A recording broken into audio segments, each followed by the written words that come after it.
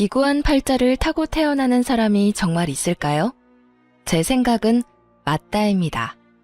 그 기구한 인생을 30년이 넘는 세월 동안 살아온 사람이 바로 저라는 생각 때문이죠. 물론 제 선택이 저를 그렇게 오랜 시간을 힘들게 만들었을지도 몰라요. 왜냐면 저는 22이라는 어린 나이에 혼전 임신으로 남편과 결혼했으니까요. 그뿐인가요? 저는 태어나자마자 친할머니네 버려지듯 맡겨졌어요. 제 부모는 돈을 벌어야 해서도 일이 많아 바빠서도 아니었어요. 그저 제 존재를 혐오했다는 게 정확한 표현이겠네요. 서로의 사랑으로 만들어진 제가 서로에게 끔찍했던 거죠. 그래서 저는 제 부모의 생사도 모른 채 살았어요. 하지만 괜찮았습니다. 꼭 가족이라고 해서 저를 무조건적인 사랑으로 보듬을 수 없다는 걸 너무 일찍 알아버렸으니까요. 그리고 제가 할머니네에서 자랐기에 남편과도 만날 수 있었잖아요. 저는 남편과 어렸을 적부터 동네 놀이터에서 참 많이 놀았어요. 7살쯤 됐을 땐가 혼자 놀이터 그네를 타고 있던 제게 남편이 먼저 다가와서는 자기도 오늘 혼자라며 같이 놀자고 손 내밀어 준 게 깊은 인연까지 이어졌어요. 남편은 저보다 1살 많은 동네 오빠였고 주변을 잘 챙기는 섬세하고도 마음 따뜻한 사람이었죠. 제 나이 18에 저에겐 전부였던 할머니가 세상을 떠난 뒤 저는 홀로 서기를 해야 했어요. 그때 남편이 큰 위로가 되어주었고 의지도 많이 했어요. 괜찮아. 다 괜찮을 거야. 내가 네 곁에서 앞으로도 쭉 함께 할게. 오빠, 고마워. 오빠가 있어서 정말 다행이야. 네. 남편은 저의 첫사랑입니다. 남편에게도 제가 첫사랑이고요. 그래서 저는 어린 나이에 남편의 아이를 가지게 되었을 때조차 두려울 것이 없었어요. 남편은 임신 사실을 알자마자 잘 다니던 대학까지 자퇴하며 저를 책임지기 위해 노력해 주었거든요. 저의 시부모님은 제가 어렸을 때부터 알고 지낸 이웃분이시고 할머니와 단둘이 사는 걸 안타깝게 여겨 도움도 주었어요. 그렇게 따뜻한 분들이기에 저는 뭐든 괜찮을 거라고 믿었습니다. 하지만 현실은 그리 녹록하지 못했어요. 제 시부모님은 제가 남편의 아이를 가졌다는 사실을 알자마자 저를 손가락질에 대며 비수 같은 말을 쏟아냈고 시모는 격하게 반대하며 나섰어요. 임신이라니? 너희 임신이 무슨 장난인 줄 알아? 이제 막 성인이 된 너희가 어떻게 한 생명을 책임지겠다는 거니? 하물며 연진아, 네 부모도 널 못 키우겠다며 버렸어. 그런데 새파랗게 어린 너희가 도대체 무슨 수로 애를 낳아 키운다는 거야? 아줌마, 제발 허락해주세요. 저 이 아이 포기 못해요. 아빠 없이 키울 수 없어요. 저희 정말 열심히 살게요. 어떤 힘든 역경이 찾아와도 잘 이겨내면서 그렇게 살아볼게요. 네? 엄마, 나도 연진이와 같은 마음이야. 우리가 어려서 불안한 마음에 이렇게 반대하는 거 알아요. 하지만 나 아무리 그래도 연진이도 이 아이도 절대 포기 못해요. 이미 힘들 거 각오하고 내린 결정이야. 아들, 아무리 너희가 이래도 난 절대 허락할 수 없어. 애를 포기한다면 내가 어떻게든 뭐라도 해서든 도우마. 하지만 이건 아니야. 연진아, 내 아들 앞길 막지 말아주렴. 우리 아들 그 유명한 대학을 척척 붙는 똑똑한 아이야. 앞으로 얼마나 더 대성할지 기대되는 그런 아이란 거 알잖니? 너와 내 아들은 태생부터가 달라. 가야 할 길이 다르다고. 아줌마, 저도 오빠한테 너무 미안하고 아줌마 아저씨께 너무 죄송해요. 하지만 저도 이 아이만큼은 무슨 수를 써서든 지키고 싶어요. 제발, 제발 저희가 아이를 지킬 수 있게 도와주세요. 정말 말이 안 통하는 애구나 너. 애미 애비 없이 자란 것들은 이게 문제야. 사리분별도 못해 지 분수도 몰라. 어쩌라는 거니? 내 아들만큼이나 너도 공부 잘했다며 그런 애가 이리 물러터지고 멍청해서야 되겠어? 막말로 감히 너 같은 게 내 아들의 아이를 가졌다는 것부터가 말이 되느냔 말이야. 엄마, 심란한 마음을 모르는 건 아니지만 그렇게 말하는 건 정말 아니지. 내가 뭐 얼마나 대단한 사람이라고 그런 말까지 해? 나를 사랑해주는 여자고 내가 사랑하는 여자야.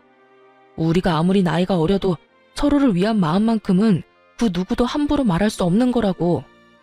됐어요. 나도 이제 다 큰 성인이고 내 인생 내가 알아서 살아. 반대할 거면 반대하세요. 저는 무슨 수를 써서든 연진이랑 결혼도 하고 이 아이도 지킬 거니까. 저희는 시부모님의 반대에도 무릅쓰고 임신 4개월 차에 혼인신고까지 했어요. 참 무모한 선택이 아닐 수 없었죠. 하지만 우리 아이를 지키기 위해서라면 저희는 모든 걸 감내할 준비가 되어 있었어요. 그렇게 제 남편은 시부모님까지 등지면서 저와 아이를 지켰고 또 희생했어요. 자식 이기는 부모 없다고 결국 제가 시댁의 며느리로서 발 들일 날이 오긴 하더군요. 물론 아이를 출산하고도 한참 후였어요. 그 시기는 아이가 돌무렵 되었을 때였고 또 제 남편이 사고로 세상을 떠난 후였습니다. 시모가 저를 시댁에 발들이게 한 이유는 가까이 두고 평생을 원망하기 위함이었어요. 시모에게 저는 자신의 아들을 사지로 내몰아버린 천하의 나쁜 것이었거든요. 니까지 게 뭐라고? 저 아이가 대체 뭐라고? 네가 내 아들 목숨을 하찮게 만든 거야. 알아? 죄송해요. 너무 죄송해요. 죄송? 사과하면 넌 끝이겠지. 네가 자식 잃은 부모 심경을 알 리가 있겠니? 나쁜 것. 잘못될 거라면 너나 잘못되지 그랬어. 일찍이 네 할머니나 따라갈 것을. 당신 이제 그만해. 시끄럽기만 하지. 제가 그런 말을 들은들 이미 떠난 아들이 살아 돌아오는 것도 아니지 않소. 연진이 넌 꼴도 보기 싫으니 내 눈앞에 띄지 마라. 시모는 돌아가신 할머니를 운운하며 끝도 없이 저에 대한 미움을 쏟아냈어요. 그리고 그 미움의 크기만큼 시집살이 또한 어마어마했습니다. 시부는 저를 보고 싶어 하지도 않았고요. 그럼에도 저는 시댁에 매일같이 시댁을 가야 했죠. 홀로 그 아이를 키워내면서도 시댁의 잡일까지 도맡아 하며 어떻게든 살아내기 위해 고군분투했어요. 시댁 냉장고 청소며 화장실 청소 같은 집안일을 거두는 건 물론 시모의 심부름까지 하면서 시댁의 가정부처럼 지냈어요. 그렇게 지내면서도 아이와 제 입에 풀칠할 돈도 벌어야 했고요. 아직도 잊히지 않는 가슴에 맺힌 일이 몇 개 있어요. 그날은 제가 남편의 첫 기일을 보내고 얼마 뒤의 일입니다. 아이가 막 2돌이 지났을 때였어요. 한참 잔병 치레를 많이 하던 시기라 퍽 하면 아프더라고요. 기관에 맡길 여건도 되지 않으니 아이를 들쳐업고 일을 했죠. 낮에는 뻔질나게도 시댁에서 저를 찾으니 밤에 할 수 있는 식당 일로 돈을 벌었어요. 그때도 아이를 업고 식당 설거지를 하고 있었고요. 밤 9시쯤 됐었는데 이상하게 그날따라 등이 뜨뜻한 거예요. 저는 혹시나 하는 마음에 아이를 살짝 내려 이마를 만져봤어요. 그런데 애가 이마랑 몸은 불덩이처럼 펄펄 끓고 손발은 얼음장처럼 찬 거예요. 사장님, 아이가 지금 열이 펄펄 나요. 저 얼른 병원 좀 다녀올게요. 어머, 그러네. 가게 신경 쓰지 말고 어서 다녀와요.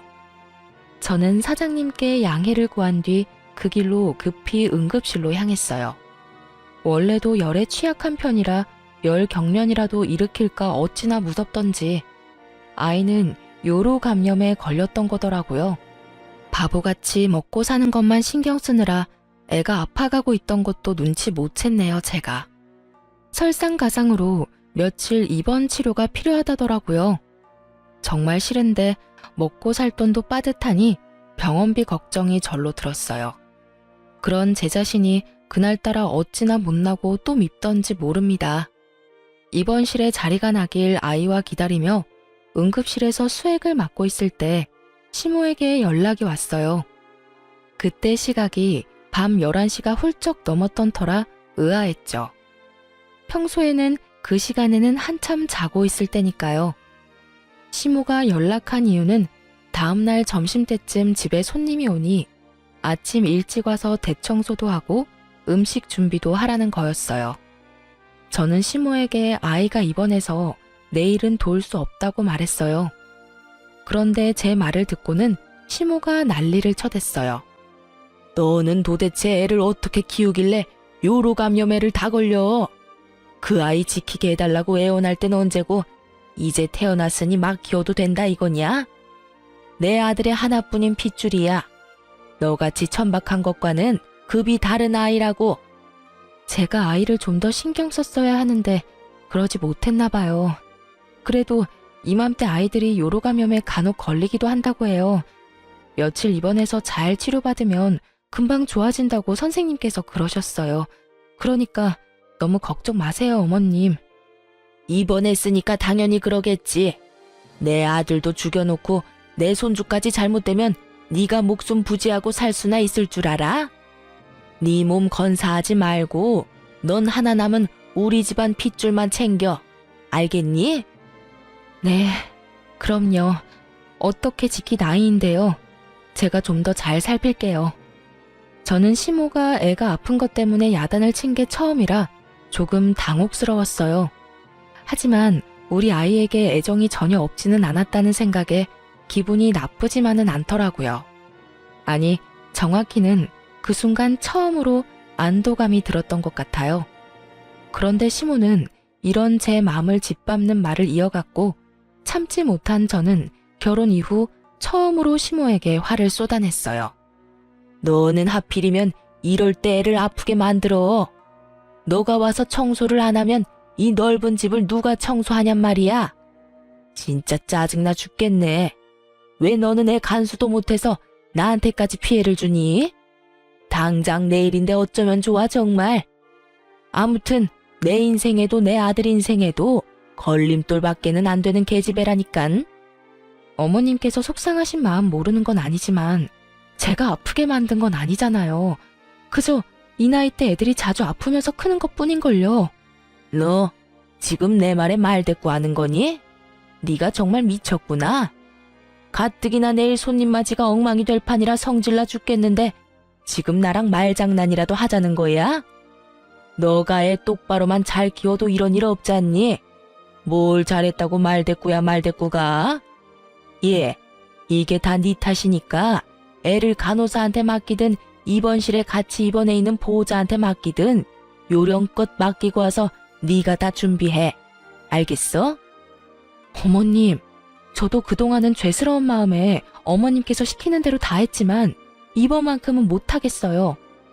어머님한테는 뭐가 더 중요한지 모르겠지만 저한테는 지금 우리 아이보다 더 중요한 건 없어요.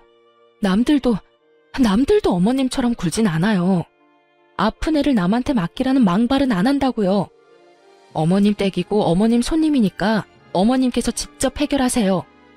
뭐야? 애가 아픈 게 아니라 네 머리가 어떻게 된 거 아니니?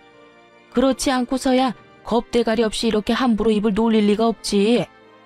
어디 감히 나한테 언성을 높이는 것도 모자라 따박따박 말대답질을 해? 너 내 손에 죽고 싶어 환장했니? 밤낮 없이 손에 물 마를 날 없이 홀로 악착같이 버티며 살고 있는 제게 엄마 자격 운운하는 것도 모자라서 아픈 애는 안중에도 없으신 분을 위해 제가 왜 뭔가를 해야 해요? 저요, 남편 먼저 보내고 어머님께 제 딴엔 그동안 최선을 다했어요. 그런 제 노력은 안중에도 없는 분께 이런 말까지 들으면서 무엇을 해드리고 싶지 않아요. 그러니까 앞으로는 제게 어머님 할 일 떠밀지 마세요. 아셨어요? 그동안 쌓여있던 묵은 감정을 이렇게라도 털어내고 나니 체증이 쑥 내려가는 것만 같았어요. 하지만 제 이런 반항을 시모는 참을 수 없었나 봐요. 아이가 입원할 병원을 어떻게 알았는지 응급실에 들이닥쳐서 다짜고짜 제 뺨을 내리쳤어요. 그것도 수도 없이 말이에요. 병원 직원들이 뒤늦게 말리고서야 시모는 내리치는 걸 멈추고는 돌아갔어요. 참 다행인 것은 제 아이가 그 난리통에도 깊은 잠에 빠져 보지 못했다는 겁니다. 저는 그날 이후 시댁 식구 그 누구의 부름에도 절대 응하지 않았어요. 설령 제게 또다시 찾아와 갖은 모욕을 퍼부어도요. 그간 제가 노력했던 것으로 며느리 몫은 했다고 생각했고 앞으로는 이런 취급받지 않고 저와 아이만을 위해 살기로 마음먹었거든요. 그것만이 저도 아이도 행복할 수 있는 길이라고 여기면서요. 그렇게 홀로 아이를 키우며 삶을 꾸려가다 보니 어느덧 아이는 5살이 되었어요. 그리고 조금은 안정적인 패턴을 가질 수 있었어요. 아이가 클수록 아픈 것도 조금 덜하고 손 가는 일도 덜하니 차츰차츰 상황이 좋아지더라고요. 평일이면 여전히 캄캄한 저녁이 되어서야 어린이집에서 하원할 수 있었지만 주말만큼은 저도 아이도 온종일 함께 시간을 보낼 수 있었어요. 저는 그 삶이라도 더없이 행복했어요. 아이에게는 늘 미안한 마음이 컸지만 씩씩하게 잘 자라주는 아이의 모습이 위안이 되었거든요. 그리고 제게 설레이는 감정을 느끼게 해주는 사람도 생겼어요. 물론 아이 때문에 깊은 관계까지는 생각해보지 않았지만 그래도 이제는 남들 사는 것처럼은 사는 것 같았어요. 앞으로도 이렇게 잔잔하게 흐르길 바라기도 했고요. 그렇지만 언제나 시련은 불시에 찾아와 제 삶을 흔들곤 하죠. 시모는 어디서 어떻게 제 소식을 전해 들었는지 제 직장까지 찾아와서 저를 기다리고 있었어요. 그러고는 저를 발견하자마자 제게 성큼 다가와서는 삿대질을 해대며 언성을 높였어요. 어디 내 아들의 애까지 낳아 키우고 있는 몸으로 다른 남자 만날 생각을 해? 네가 연락 끊으면 내가 네 소식도 모를 줄 알아? 순수한 내 아들 꼬여내서 임신부터 한 천박한 것이 그새를 못 참고 아무 남자 품이나 찾아대는 꼴이라니. 당장 정리해, 당장! 제 아이 손 닿아본 적도 없는 분이 참견할 일은 아니지 않나요? 그것도 제 직장까지 와서 가타부타 하는 건 더더욱 무례한 태도고요. 그리고 전 단연코 천박한 행동한 적 없어요. 내 아이에게 떳떳한 부모로 살기 위해 기를 쓰고 노력 중이거든요. 내 인생 내가 알아서 해. 당신이 관여할 문제가 아니라고. 이 버르장 머리 없는 것이 내 아들 그렇게 만들어 놓고 내가 너만 행복하게 둘 것 같아? 두고 봐. 벼랑 끝까지 쫓아가서라도 널 가만두진 않을 테니까. 그거 알아요? 과거에 묶여 사는 당신이 내 눈에는 그저 가여울 뿐이야. 그래, 당신도 자식을 뒀던 부모니까 여전히 내가 밉겠지. 하지만 그렇다고 해도 변하는 건 없어요. 행복하지 못한 사람은 당신뿐일 거라는 걸 저는 알거든요. 누군가를 미워하면서 산다는 것만큼 지옥 같은 삶도 없잖아요? 다시는 제 인생에 참견질하지 마세요. 저 역시 참고 넘기는 것도 이번이 마지막이니까요. 하지만 제 말이 시모에게 불을 지폈어요. 제가 마음을 나누기 시작한 그 남자까지 찾아냈더라고요. 그러고는 그 남자에게 얼마나 제 험담을 했는지 몰라요. 그 남자는 저를 믿었기에 흔들리지 않았지만 그 사람의 말을 빌려 시모가 했던 말을 설명해보자면 저더러 걸레짝이 따로 없는 난잡한 여자라고 했다고 해요. 심지어는 아이의 아빠가 견디지 못하고 도망을 갔다는 허무맹랑한 말까지 지어내면서 저를 모욕했고요. 그렇게 꼬박 한 달을 저와 좋은 감정을 나누던 그 남자를 찾아가 저와 헤어지라며 복가됐더라고요. 저는 결국 그 남자에게 피해를 주고 싶지 않아 먼저 관계를 정리했어요. 그 남자는 괜찮다고 했지만 저는 괜찮을 수 없었으니까요. 그렇게 헤어지고 나니 시모는 나를 또 찾아왔어요. 그러면서 하는 말이 참 유치하기 짝이 없었죠. 이제야 자기가 두 발 뻗고 편히 잠들 수 있겠다는 거예요. 제가 느끼는 행복이 조금 더 멀어졌다는 게 그 이유였고요. 그래도 남자와의 관계가 정리되었으니 다시는 같은 이유로 시모를 마주할 일이 없겠구나 싶은 생각 때문인지 마음이 불편하기만 한 건 아니었어요. 하지만 제 생각과는 달리 그 후에도 저는 시모를 마주해야 했어요. 제가 또 다른 남자한테 꼬리칠지 모른다며 저를 감시하기 시작했거든요. 그런데 문제는 제 일거수일투족을 전부 확인하려 들었다는 겁니다. 대놓고 제 생활에 참견질을 해댔어요. 초반에는 저러다 말겠지 생각하고 무시했지만 시간이 흐를수록 도를 넘어서는 시모로 인해 저는 직장까지 옮겨야 할 정도로 시달려야 했어요. 시모와 직장이 무슨 연관이 있다고 직장을 옮기나 싶으신가요? 제 직장에 매일 찾아와 죽치고 앉아있는 통에 시모의 존재를 모르는 사람이 없었어요. 그뿐인가요? 점심 식사할 때도 제 주변에 남자 동료가 있는 모습만 봐도 불이 나게 달려와서는 못나게도 굴었다고요. 얘가 어떤 애인 줄 알고 같이 다니고 그래요? 얘가 사람 잡아먹는 팔자야. 오래도록 목숨 부지하고 싶으면 절대 근처도 가지 말아야 한다고. 아주머니는 누구신데 그런 말씀을 하세요? 혹시 연진 씨 아는 분이야? 내가 저 요망한 것이 죽인 남자 엄마 되는 사람이요. 그러니까 내 말 허투루 듣지 말고 명심해요. 시모의 이런 언행은 꽤 오랫동안 지속되었고 그러다 보니 점점 저에 관한 나쁜 소문이 퍼져갔죠. 나중에는 어처구니 없게도 제가 돈 때문에 남편을 해코지했었단 추문까지도 돌았다니까요. 이런데 제가 어떻게 직장 생활을 이어갈 수 있었겠어요. 결국 저는 퇴사를 하고 며칠 동안 깊은 고민에 빠졌어요. 어떻게 해야 이 일을 다시는 당하지 않을까 하는 고민이요.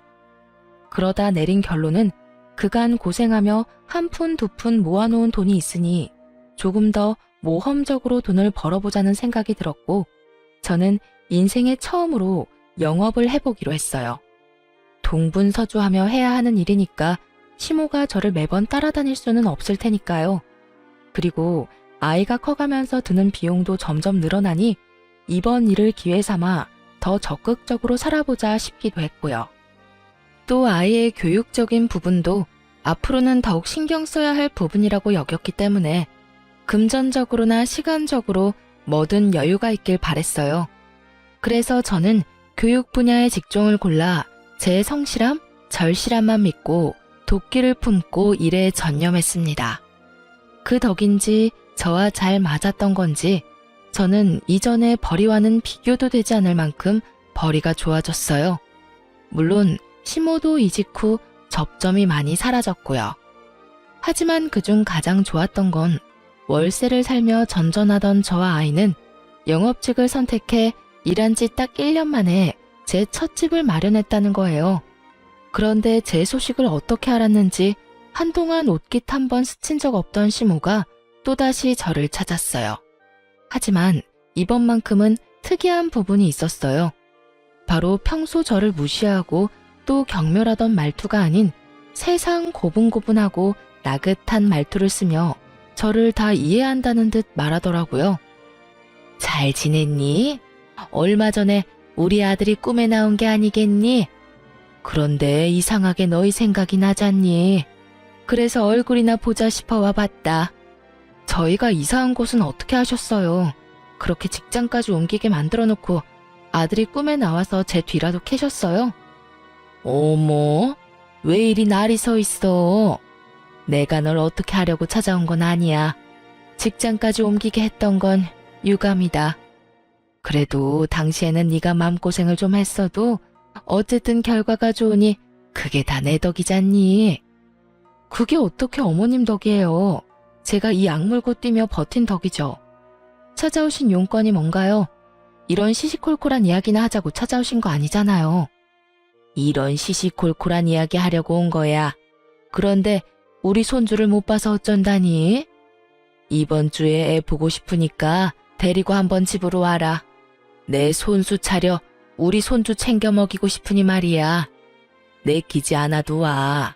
네가 싫다고 철룡까지 네가 어찌하려 들지 말고. 너도 와서 같이 식사나 하자꾸나. 저 어머님께 연락하거나 찾아뵙는 거 불편해요. 저희가 가볍게 같이 식사나 할 정도로 서로를 이해하며 살지는 않았으니까요. 예, 나도 알아. 온다고 연락하기 불편하면 너 편할 때 언제든 오렴. 이번 주는 내내 식사 준비를 해놓을 테니. 시모가 찾아와 이 말을 했을 땐 이 양반이 또 무슨 꿍꿍이가 있어서 이러나 하는 생각이 강했어요. 앞으로는 다시는 이런 연락을 하지 말고 찾아오지도 말라 당부하기 위해 이번이 마지막이라 생각하며 다음날 일찍 시댁에 들렀어요. 그런데 제가 이 관계를 끝내기 위한 말을 꺼내기도 전에 시모가 황당한 소리를 짓거리더군요. 잘 왔다. 그런데 우리 손주는 어디 가고 너만 왔니? 제가 어머님께 드릴 말씀이 있어서 데리고 오지 않았어요. 그러니? 아쉽네. 네가 할 말이 뭔지는 대충 짐작이 가니 내가 먼저 말하마. 너 돈 좀 만지는 거 내가 다 안다. 그래서 말인데 평생 내 꿈이던 제주살이 네가 좀 시켜줘야겠다. 할머니가 살아계실 적 시모는 가끔 자기 꿈을 이야기하곤 했어요. 늙으면 자기는 제주도에서 살고 싶다고요. 그런데 지금 그 꿈을 저더러 이뤄달라뇨. 저는 시모의 말에 어이가 없어 따박따박 따졌어요. 제가 왜 어머님의 꿈을 이뤄드려야 해요? 제가 힘들게 지내왔던 세월을 빤히 보셔놓고 그런 말을 어떻게 하세요? 아들이 없으니 하나뿐인 며느리한테 효도 좀 하라는 거잖니. 처음이자 마지막으로 효도한다 생각하면 될 일 아니니? 그동안 아이의 조부모로서 사소한 것 하나 노력한 적 없으시잖아요. 그런데 효도를 운운하실 자격이 있다고 생각하세요? 그런 걸 일일이 따질 관계는 아니지 않니? 그리고 어차피 돈을 죽을 때 싸갈 것도 아니고 너 제주에 이번에 대출 받아서 땅 샀다며? 우리가 노후로 거기서 좀 생활한다는 건데 뭐가 문제라고 이래? 그만 좀 하세요. 언제까지 이런 관계로 살아야 하는 건데요? 제 것에 탐내지 마시고 어머님 삶을 좀 사세요. 저요, 어머님 사리사욕이나 챙기자고 열심히 사는 거 아니에요. 저도 이 세상에 단 둘뿐인 우리 모자만 생각하며 버티는 거라고요. 우리가 이렇게 자꾸 부딪히는 꼴을 하늘에 있는 아들이 보면 얼마나 속상하겠어. 네 제주 땅 우리한테 넘기고 거기서 지내면서 거리를 두면 너도 더 좋을 거고 우리도 우리대로 좋을 것 아니니? 정 못하겠으면 내 아들 목숨값이라고 여겨라. 지금 뭐라고 하셨어요? 남편 목숨값이요? 그래. 그렇게 네 제주 땅 넘기기 아까우면 그렇게 생각해. 그럼 네 마음이 덜 아쉬울 것 아니니? 안 그래? 정말 끝까지 진절머리가 나게 만드네. 당신이 말하는 아들 목숨값, 내 남편 사망보험금까지 탈탈 털어갔잖아. 1,000원 한 장 안 남겨주고 전부 빼앗아 갔잖아. 저는 목숨값을 운운하며 말하는 순간 꼭지가 돌아 그 집에 있는 물건이란 물건은 다 집어 던져댔어요. 그 모습에 잔뜩 겁먹은 시모는 제가 찾아와 난장을 부린다며 시부에게 연락했어요. 뒤늦게 연락받고 달려온 시부는 다짜고짜 제 얼굴에 손을 댔습니다. 아무리 나이 드신 분이라도 남자의 힘을 당해낼 재간 없이 몸의 균형까지 잃고 넘어졌어요. 어찌나 서럽고 아프던지 눈물이 속절없이 흘렀어요. 시부는 그런 저를 향해 정신 나간 미친 사람 취급을 했죠. 세상을 떠났어야 할 사람은 내 아들이 아닌 너였어야 했는데 이렇게 끝까지 우리와 악연일 거면 네가 처음부터 우리 집에 발도 못 들이게 했어야 했다고. 그러게요. 아버님 말씀대로 제가 이곳에 발도 들이지 말았어야 했는데 너무 어려 그러질 못했던 게 한이네요. 어디서 너 같은 것이 굴러들어와서 이 집안을 풍비박산을 내야 멈출 요량이냐? 그 전까진 그냥 얽히지 말자고만 생각했어요. 그런데 지금부터는 아니네요. 당신 말처럼 이 집안이 풍비박산 나는 꼴을 내 두 눈으로 꼭 보고 말 거야. 상황에 이렇게까지 극에 치닫자 저도 정말 악에 바치는 거예요. 그래서 결심했어요. 제가 이 집 인간들에게 당했던 것들을 고스란히 되갚아주겠다고 말이에요.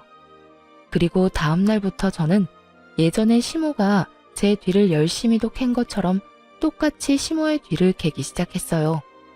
못된 사람이니 뒤 구린 일 하나쯤은 할 거라고 생각했는데 아니나 다를까 얼마 뒤 충격적인 정보를 얻게 되었습니다. 시모가 유흥업소를 들락이고 있다는 사실이었어요. 시부 앞에서는 예나 지금이나 고고하고 여리한 척을 해대더니 뒤에서는 이렇게 지저분하게 호박씨를 까고 있던 거였어요. 저는 이 사실을 알고는 더욱 집요하게 팠어요. 그러면서 알게 된 건 시모가 그 유흥업소를 손님이 아닌 사장으로 들락거리고 있었다는 거예요. 저는 이것을 증명할 모든 증거를 모았어요. 그렇게 시모의 뒤를 캔 지 딱 한 달이 되던 날, 유흥업소에서 나오던 시모와 제가 딱 마주하게 되었고, 나를 바로 알아본 시모는 사색이 되었어요. 네가 여긴 어떻게? 어떻게 오긴요. 제 두 발로 걸어왔죠. 그렇게 저더러 요망하다더니 어떻게 이런 요망한 짓을 벌이고 계셨던 거죠? 아버님은 알고 계시려나? 워낙 보지식한 분이시잖아요. 예, 제발 모른 척 해주면 안 되겠니? 네 말대로 네 시아버지는 몰라. 알면 정말 큰일 난다고. 어머님께서는 정말 남다른 분이라고 생각했는데 이리 배포가 크신 분인 줄은 미처 몰랐네요. 좀 더 일찍 알았다면 제가 긴 세월 그 고생은 안 했을까요? 미안하다. 내가 다 미안해. 그러니 제발 네 시아버지한테만은 비밀로 해주렴. 앞으로는 내가 더는 내게 못나게 굴지 않으마. 약속해. 그러니 너도 말하지 않겠다 약속만 해주렴. 시부를 거론하자마자 시모는 사시나무 떨듯 떨기 시작했어요. 그렇게 모진 시모도 시부는 무서운가 보더라고요. 그리고 곧 시모와 저의 위치는 역전되었습니다. 긴 세월 을로 지냈던 제가 제대로 갑이 된 거예요. 시모가 저를 대하는 태도가 그걸 증명하듯 제게 매달렸고요. 저는 그런 시모에게 제게 제주 땅이 있다는 걸 어떻게 알았냐 물었어요. 그러자 시모가 우물쭈물하다 어쩔 수 없다는 듯 체념한 표정으로 털어놓았어요. 네 정보 아는 것쯤이야 별일도 아니더구나. 돈만 있으면 요즘은 원하는 걸 다 얻을 수 있는 시대지 않니? 알고는 있었지만 이렇게 직접 들으니 썩 유쾌하지는 않네요. 뭐 괜찮아요. 이제 더는 제주살이를 요구할 일은 없을 테니까요. 그렇죠? 그럼 당연하지. 네가 내 비밀만 지켜준다면 평생 입 다물고 살래도 내가 살 거야. 그렇고 말고.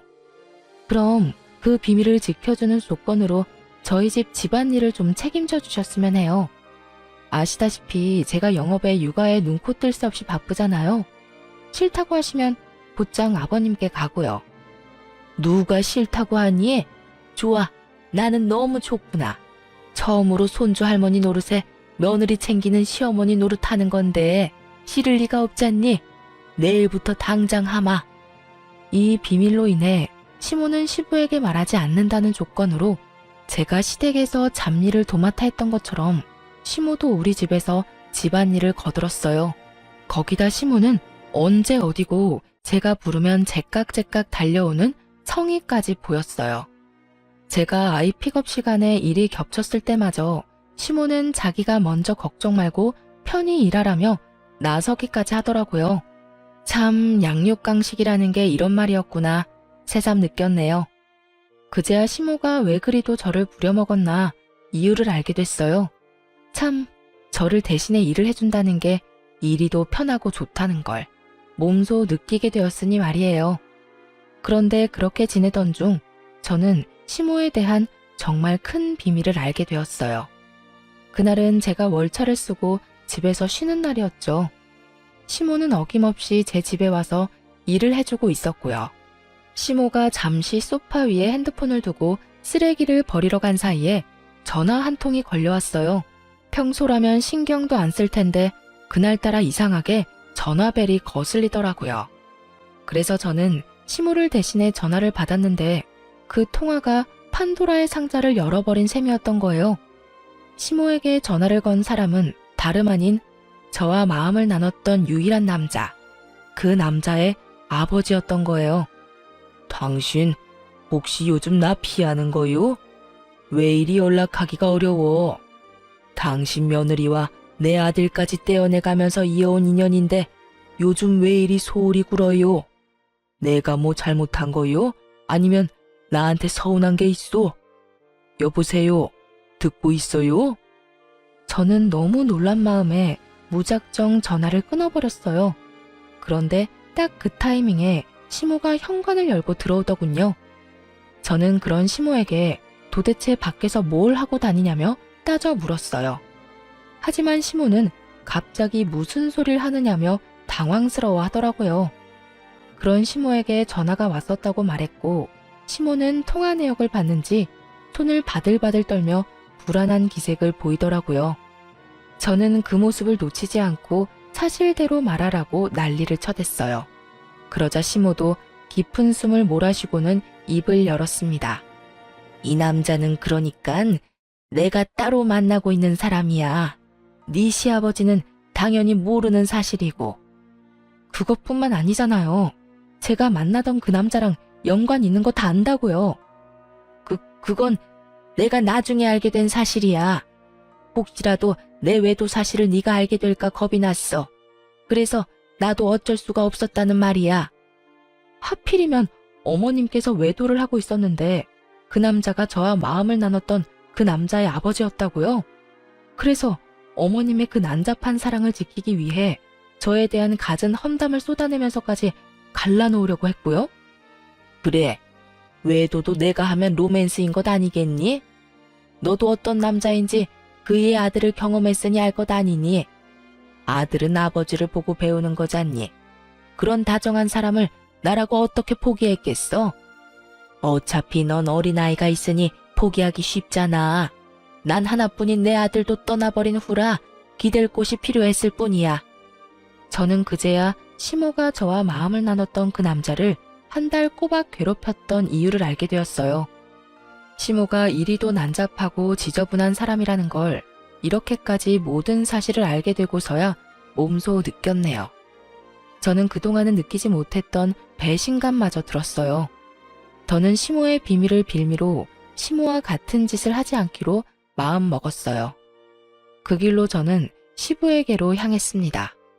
그리고 제가 알고 있는 시모에 관한 모든 진실을 밝혔어요. 하지만 시부는 저를 미움의 시선으로만 바라보았고 여전히 그런 시선으로 바라보기에 제 말을 믿으려 하지 않았어요. 아니, 여전히 저를 정신나간 사람이라 여기고 있었죠. 저는 그런 시부에게 제가 농간을 부리는 것이 아니라는 걸 증명해 보였어요. 제가 그간 모아온 증거들과 좀 전까지 나눴던 시모와의 대화를 녹음한 것까지 다 들려주었죠. 시부는 이 모든 걸 눈으로 귀로 확인한 뒤에야 시모를 찾아댔어요. 그런데 딱 그 타이밍에 제가 입 놀릴 게 염려된 시모가 한 발 늦게 시댁에 도착해 들어왔어요. 그리고 그날 시댁은 정말 말 그대로 풍비박산이 났습니다. 아버님은 시모에게 더러운 여자라며 당장 이혼이라며 노발대발을 했고 시모는 시부에게 끝까지 사실이 아니라며 제가 꾸며낸 거라고 잡아떼기까지 하더라고요. 그러나 이미 신임을 잃은 시모의 말에 무슨 힘이 있겠어요?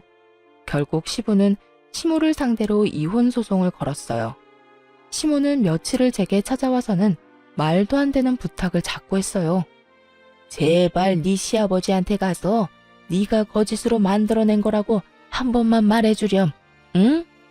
어머님, 사실을 거짓이라 말하는 것도 죄예요. 저는 어머님과 같은 죄를 지으면서까지 어머님 편에 서고 싶지 않아요. 내가 꼭 걸리면 안 되는 일이 있어서 그래. 그걸 알면 정말 끝이라고. 그러니 제발 나 좀 살려줘. 나 좀 도와줘. 얼마 뒤 저는 시모가 시부에게 걸리면 안 된다는 게 뭔지 알게 됐어요. 시모가 업소 운영을 위해 시부 이름으로 몰래 대출을 받았던 거였죠. 그리고 시모의 우려처럼 시부에게 이 사실을 걸리고 말았어요. 시모는 재산 분할은 당연하고 대출 빚의 위자료까지 어마어마한 돈을 시부에게 줘야 했어요. 이런 일을 겪은 시모지만 교훈은커녕 저를 향한 원망만 커졌어요. 자기가 이혼당한 이유가 다 저 때문이라는 탓을 했거든요. 아이를 제게서 빼앗을 거라며 갖은 쇼를 벌인 것은 물론 나중에는 저를 찾아와 제 뺨을 내려치기까지 했어요. 하지만 저라고 언제까지 그런 인간 같지도 않은 사람한테 당하고 맞고만 있겠어요? 저도 똑같이 시모의 얼굴을 갈기며 소리쳤어요. 가족이라면서 뒤에선 구린짓까지 서슴지 않았으면서 정작 그 가정이 깨지니까 속이 뒤집혀요? 당신이 이혼을 당한 이유는 당신의 욕심 때문이야. 나한테 와서 백날 이따위 짓을 해도 그건 변함이 없다고. 뭐야? 대파랗게 어린 것이 어디서 날 가르치려 들어? 처음부터 너만 없었다면, 그랬다면 다 내 마음대로 누리며 살았을 거라고. 이런 끝을 맞이할 내가 아니란 말이야. 가족을 속이고 살았으면서 당신 가정이 천년만년 화목할 줄 알았어? 사람을 업신여기니 당신도 말년에 그런 대우를 받은 거야. 알아? 다시는 내 앞에, 그리고 내 아이 앞에는 띄지도 마요. 너만 아니더라도 내 가정은 평화로웠다고. 네가 내 아들도 내 남편도 나한테서 뺏어가지만 않으면 제주도에 가서 평생 행복하게 살 수 있었단 말이야.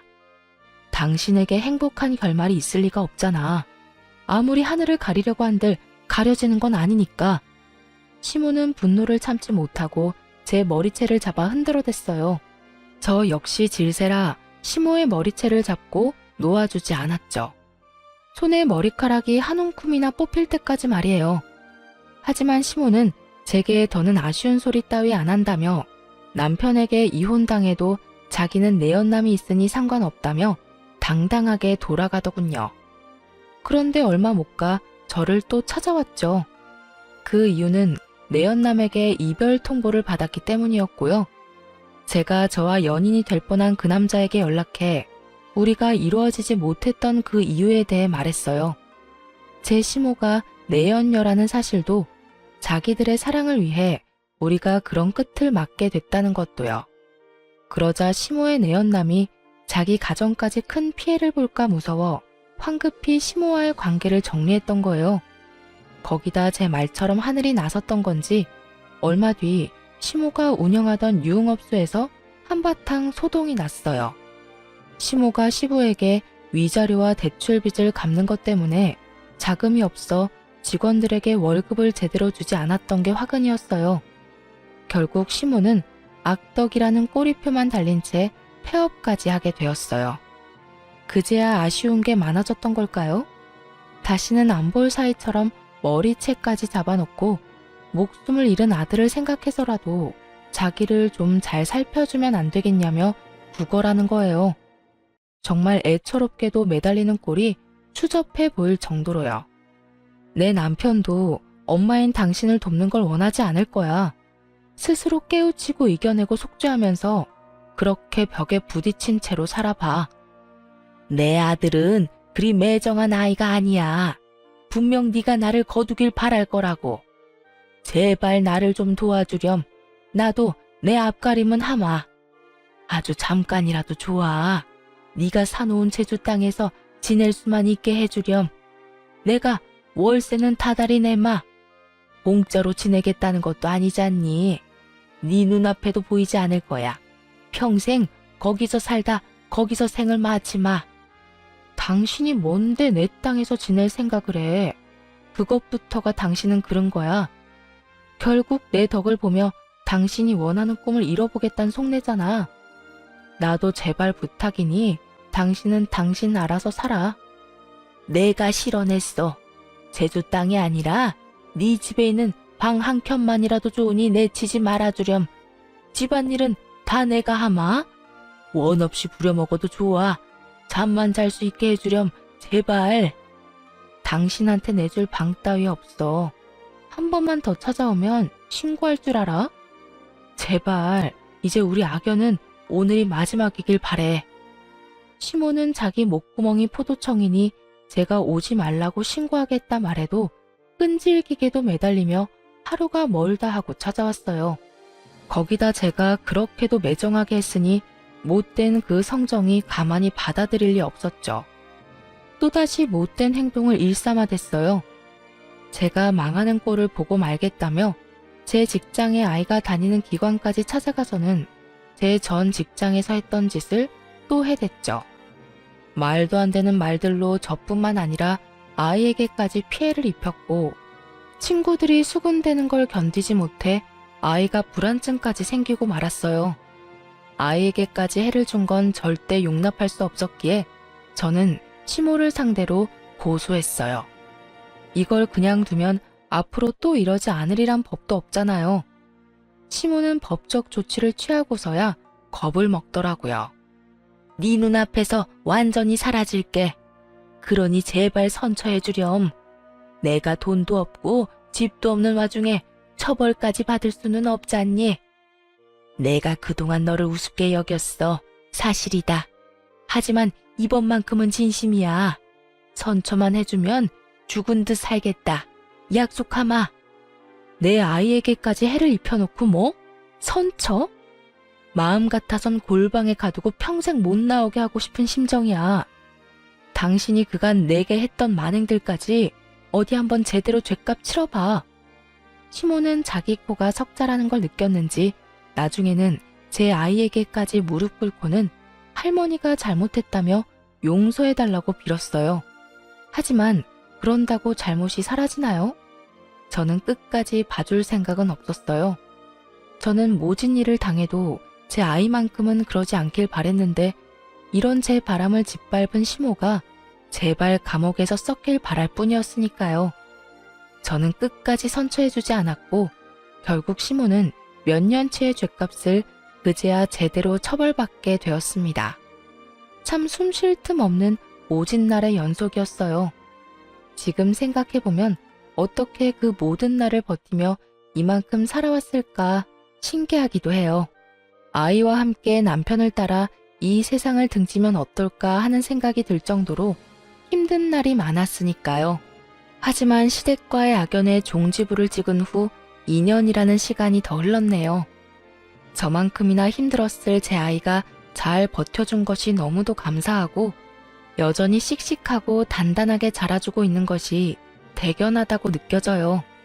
아이는 크면서 얼굴이 12번도 더 바뀐다는 말처럼 어렸을 땐 그리도 저를 쏙 닮았던 아이가 지금은 남편의 얼굴이 참 많이 닮아 있어요. 어쩌면 제가 힘든 그동안은 남편의 얼굴을 닮은 아이를 보며 힘들어할지 모를 저를 하늘이 배려해 준 것은 아니었을까 하는 생각까지 들어요. 제 아이는 남편을 닮아 똑똑하고 저를 닮아 억척스러운데 그래서 참 다행이지 않나 싶어요. 우리 아이도 저도 힘든 시기를 지나 지금은 충분한 행복을 누리고 살고 있거든요. 앞으로는 더욱 잘 이겨낼 수 있으리란 희망도 생겼네요. 아이는 저를 자신의 우주라고 표현해요. 저 역시 아이가 제 전부이며 저의 우주입니다. 우리는 앞으로도 서로에게 등대가 되어주고 또 우주가 되어주며 살아갈 거예요. 언제까지나 아이와 제가 단단히 살아갈 수 있도록 시청자분들의 많은 응원 부탁드립니다. 감사합니다.